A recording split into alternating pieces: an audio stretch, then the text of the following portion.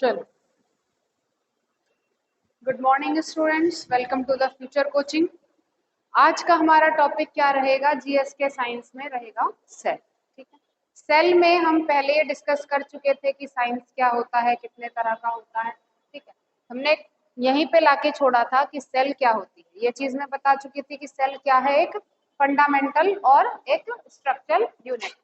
ठीक है, अगर हम बात करें सेल के टाइप्स की, इसके सेल के प्रकार, तो हमारी जो सेल होती है वो दो प्रकार की होती है।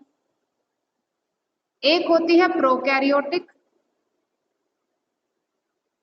सेल और एक होती है यूकैरियोटिक सेल।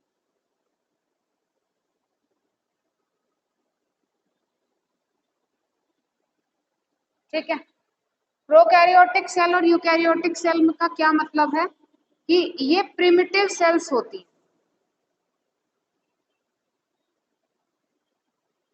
प्रिमिटिव सेल है और ये वेल डेवलप्ड सेल।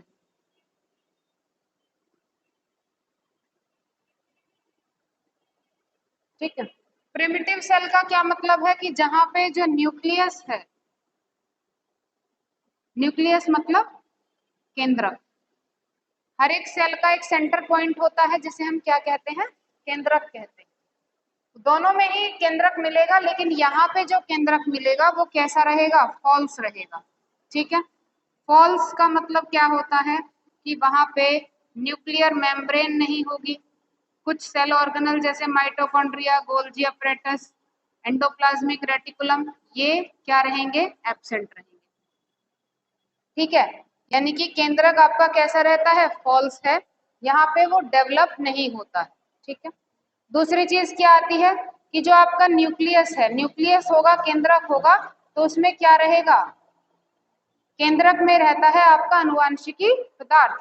अनुवांशिकी पदार्थ कहें तो डीएनए या फिर आरएनए। ठीक है, ये डायरेक्ट कांटेक्ट में होता है किसके? साइटोप्लाज्म के। ठीक, अब साइटोप्लाज्म क्या है?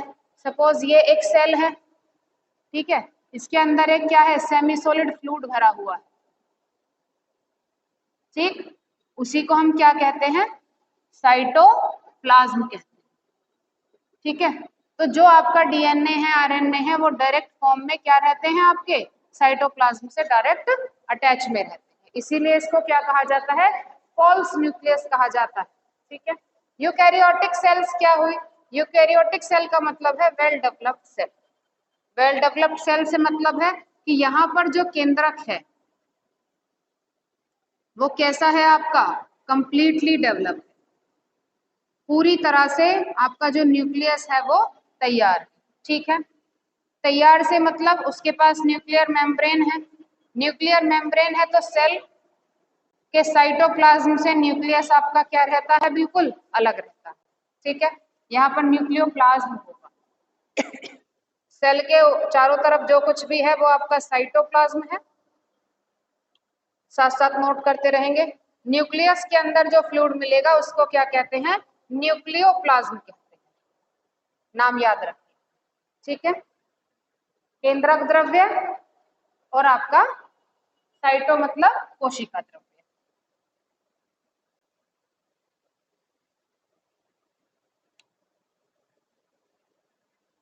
बात क्लियर है? ठीक है, तो यहाँ पे क्या कर दिया?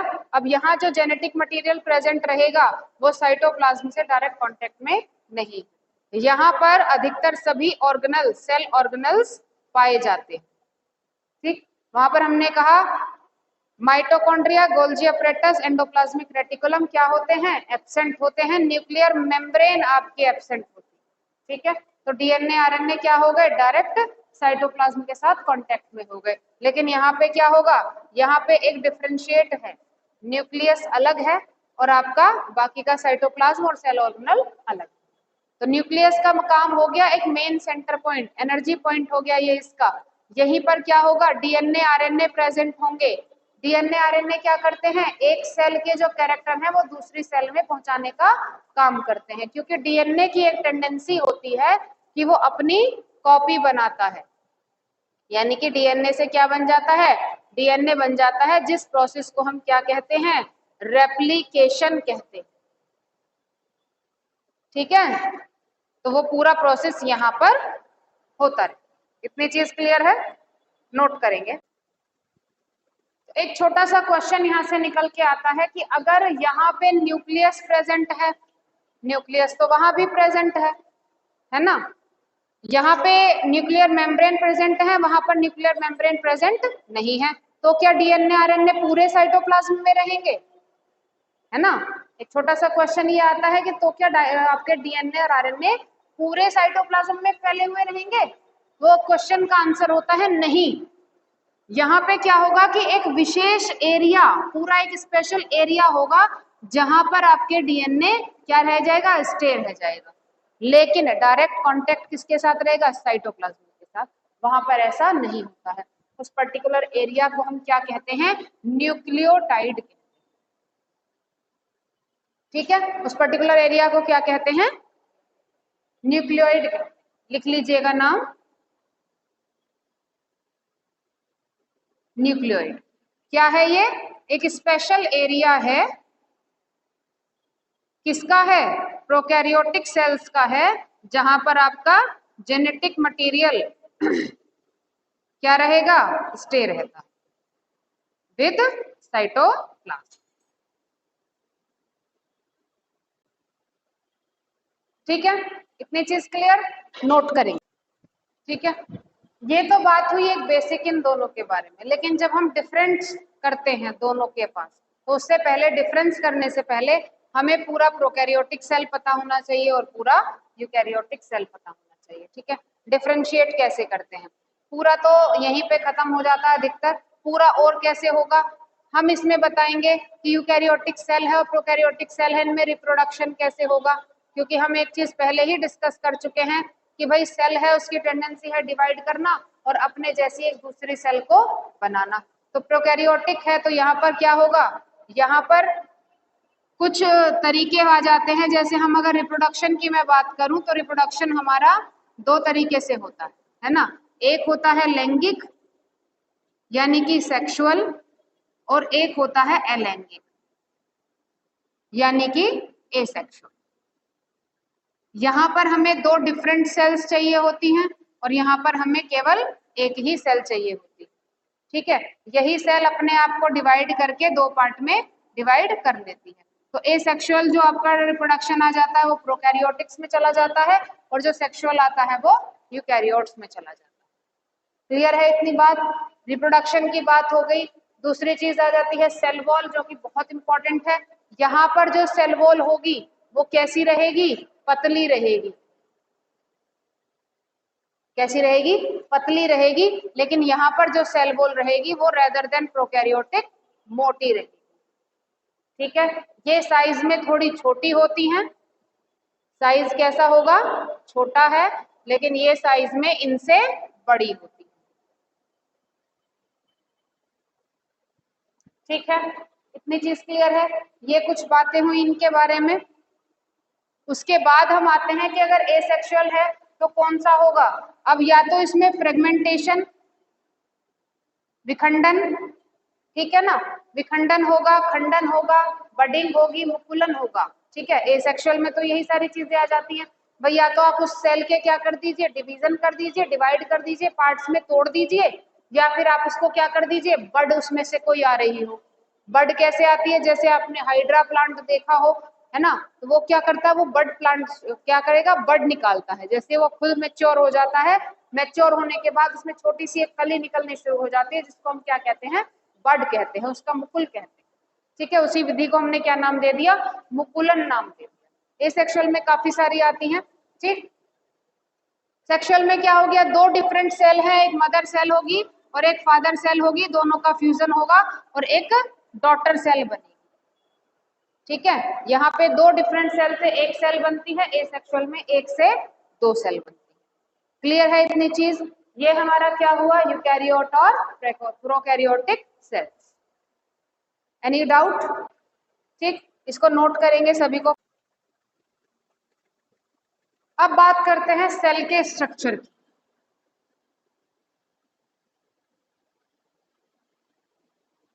जो कोशिका होती हैं उसकी संरचना कैसी है।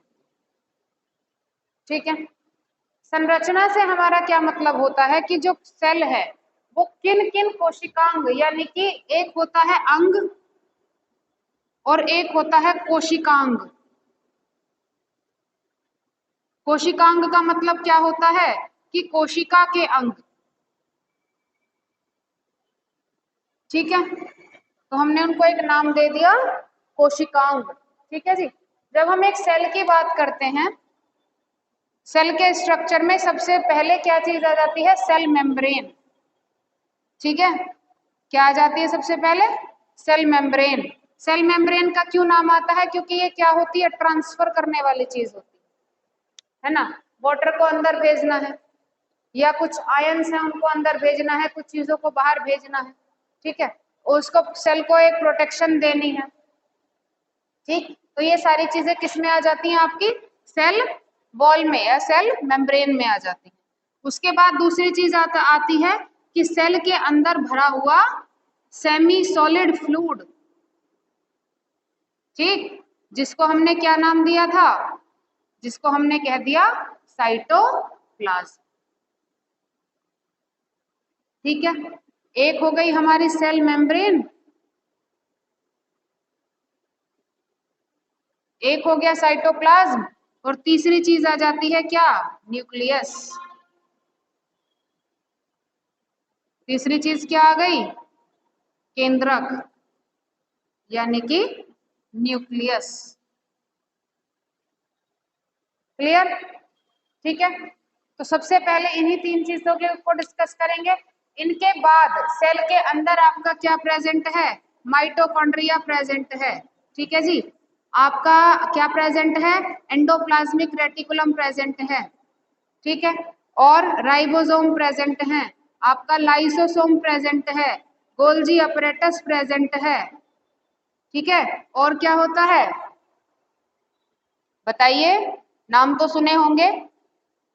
हाँ, वैक्यूल्स होते हैं, खाली स्पेस, छोटे छोटे होते हैं, कुछ बड़े होते हैं, पूरी सेल इसी तरह से काफी सारे, क्लोरोप्लास्ट होता है ना, क्लोरोप्लास्ट हो गया, और प्लास्टिड्स जिनको हम कहते हैं। ठीक है ना, और क्या रहेगा, काफी सारे सेल ऑर्गेनल्स यहाँ पर प्रेजेंट होते हैं, एक एक को पढ़ते चलेंगे, डिस्कस करते चलेंगे। अभी फिलहाल हमें किसकी बात करनी है, सेल मेम्ब्रेन की बात करनी है, साइटोप्लाज्म की बात करनी है, और न्यूक्लियस की बात करनी है। ठीक है जी, इतनी चीज क्लियर है। सबसे पहले समझते हैं कि आपका सेल मेम्ब्रेन क्या होता है। ठीक, चलिए।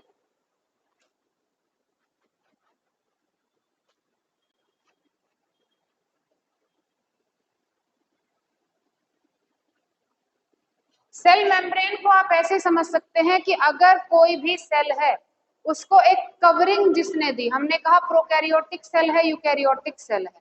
प्रोकैरियोटिक सेल में क्या हुआ, जो सेल मेम्ब्रेन है वो कैसी है, पतली है, लेकिन यूकैरियोटिक सेल में कैसी है, मोटी है। ठीक है, तो जहां पे जितना भी वाटर ट्रांसफर हो रहा है, क्योंकि एक सेल है और सेल हमें अपनी आंखों से दिखाई नहीं देती है, फिर भी उसके अंदर सेल ऑर्गेनल भी है, सारी चीजें उसमें काम भी करती हैं, तो कॉमन सी बात है, वाटर भी चाहिए, न्यूट्रिशन भी चाहिए, है ना, क्योंकि वही अब क्या करेगी, जो हमारी बॉडी में एनर्जी का रिसोर्स बनाती है, जिसको हम कहते हैं एटीपी, वो सेल से ही बनता है, और सेल के किस ऑर्गेनल से बनता है, माइटोकॉन्ड्रिया से बनता है। ठीक है, अब ये जो एटीपी बनेगी, ये कहाँ से बनेगी, हम जो खाना खा रहे हैं, ये क्या है, ये एनर्जी की फॉर्म होती है। हम जो खाना खाते हैं किस लिए खाते हैं, टेस्ट के लिए कि एनर्जी के लिए, एनर्जी के लिए खाना खाते हैं ना, तो वो एनर्जी कौन बनाता है, माइटोकॉन्ड्रिया बनाता है। ठीक है, तो आप अंदाजा लगा सकते हैं कि हमारी ऑल ओवर बॉडी किससे बनी हुई है, सेल से ही बनी हुई है, तो सारा काम होता ही कहाँ है, सेल में ही होता है। ठीक है, इतनी चीज क्लियर है। चलिए, आयंस में जब काम होगा, तो जो सेल मेम्ब्रेन है वो एक ट्रांसफरेबल चीज हो जाती है कि भाई यहाँ से कितना चीजें बाहर जानी है, किसको अंदर भेजना है, नहीं भेजना है। बात क्लियर है इतनी। चलिए, सेल मेम्ब्रेन को डिस्कस करते हैं। सबसे पहली बात आती है कि जो सेल मेम्ब्रेन है वो बनी किस चीज से। ठीक है, नोट करेंगे।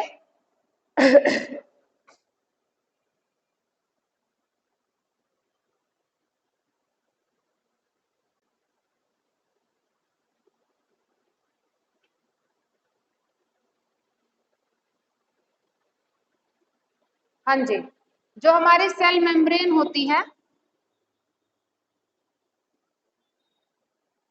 ठीक, किससे बनती है? लिपिड और प्रोटीन से मिलकर बनी हुई होती है।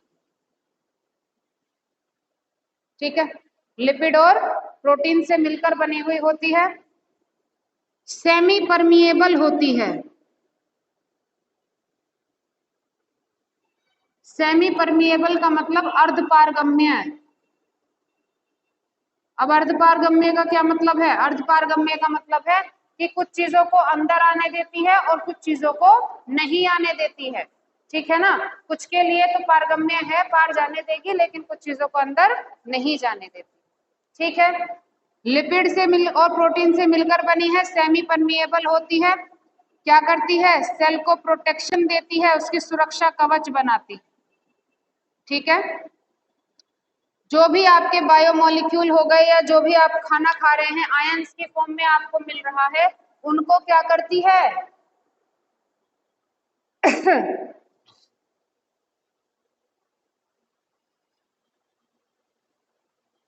उनको क्या करती है? सेल ऑर्गेनल तक ले जाने का काम करती है। ठीक है,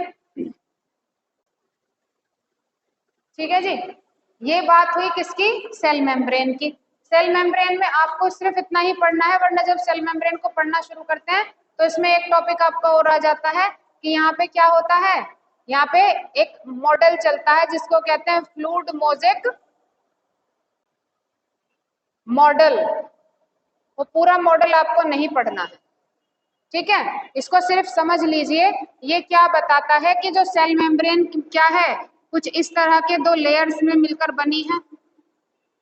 ठीक है, जिनको हम क्या कहते हैं? यही लिपिड बायलेयर होती है। ठीक, एक ऊपर रहेगी एक नीचे रहती है। हम कह रहे हैं अर्धपारगम्य है, क्यों है?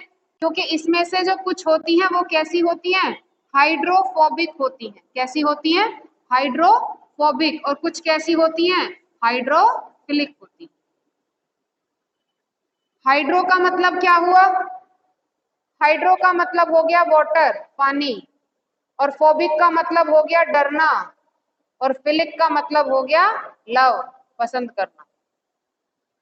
ठीक है, तो कुछ ऐसी होंगी जो वाटर फोबिया लेके आती हैं, यानी कि जो पानी से डरती हैं, यानी कि उनसे पानी ट्रांसफर नहीं होगा। लेकिन कुछ कैसी होती हैं? हाइड्रोफिलिक होती हैं, जो आसानी से पानी को आने जाने देती। क्लियर है इतनी बात? ठीक है, तो ये मॉडल आपको पूरा नहीं पढ़ना है, सिर्फ इसकी ये दो बातों को आपको ध्यान रखना है। हमने इसलिए बताया कि सेमी परमिएबल है तो क्यों, ठीक है, अर्धपारगम्य है तो फिर क्यों है। ठीक, इतनी चीज क्लियर है। दूसरा टॉपिक हमारा आता है साइटोप्लाज्म। ये रफ कर दें, हो गया। साइटोप्लाज्म हेडिंग डालेंगे।